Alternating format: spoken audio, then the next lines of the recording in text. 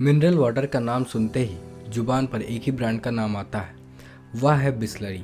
यूँ तो इस कंपनी की नींव इटली में पड़ी थी, लेकिन इसका कनेक्शन भारत से जुड़ा हुआ है। बिसलरी की स्थापना इटली के साइनार फेलिस बिसलरी ने की थी और लगभग 60s के दशक में इस ब्रांड की भारत में एंट्री हो चुकी थी। लेकिन इसका इतिहास बहुत ही दिलचस्प लिखा जाना बाकी था। यह वह दौर था जब भारत अनाज की कमी से जूझ रहा था और देश की सबसे बड़ी ग्रुपों में शामिल पार्ले ग्रुप में बंटवारा हो गया था। ग्रुप से जुड़े चारों भाइयों में से एक थे जयंतीलाल चौहान। बंटवारे के बाद उनके हिस्से में पार्ले ग्रुप की सॉफ्ट ड्रिंक का बिजनेस आया। कंपनी के पास सॉफ्ट ड्रिंक के कई ब्रांड थे। उस दौर की सबसे बड़ी समस्या थी कि भारत के ज्यादातर लोगों के पास 2 खाने तक का खाना नहीं था और ऐसे में कंपनी को चलाना और भी ज्यादा चैलेंज बन चुका था। जयंतीलाल के 3 बेटे थे, रमेश, मधुकर और प्रकाश।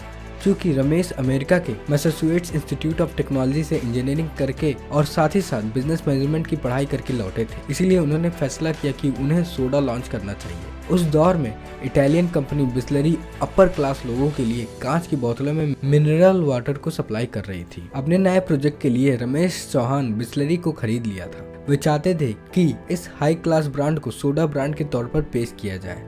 उस समय देश में बिसलरी के 5 स्टोर थे, 4 मुंबई में और 1 कोलकाता में। यह वह दौर था जब सोडा कांच की बोतलों में बेचा जा रहा था और इस्तेमाल करने के बाद उसे वापस लौटाना होता था।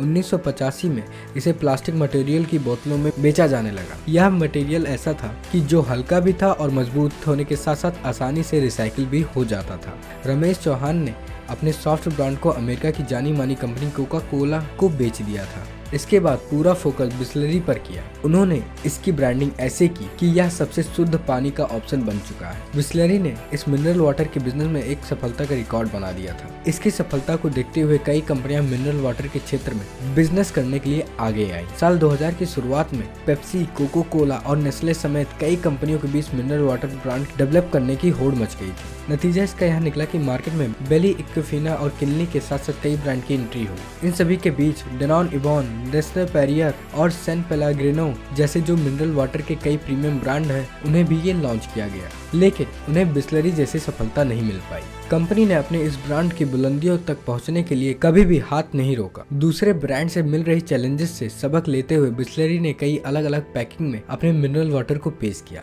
खासकर यूथ को इससे जोड़ने के लिए फन एलिमेंट को भी इनके प्रमोशन में हिस्सा बनाया गया।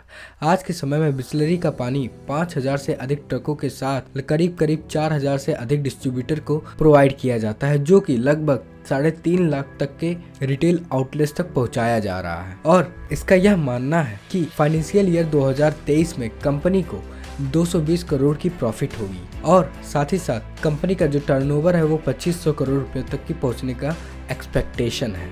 फिलहाल बिसलरी के मालिक रमेश चौहान 82 साल के हो चुके हैं और आजकल उनके स्वास्थ्य ज्यादातर ठीक नहीं है और अपने सक्सेसर के अभाव में वे अपनी कंपनी को 6000 से लेकर 7000 करोड़ के बीच में बेचने की प्लानिंग कर रहे हैं। रिपोर्ट्स की माने तो बिसलरी की कमान टाटा के पास पहुंच सकती है।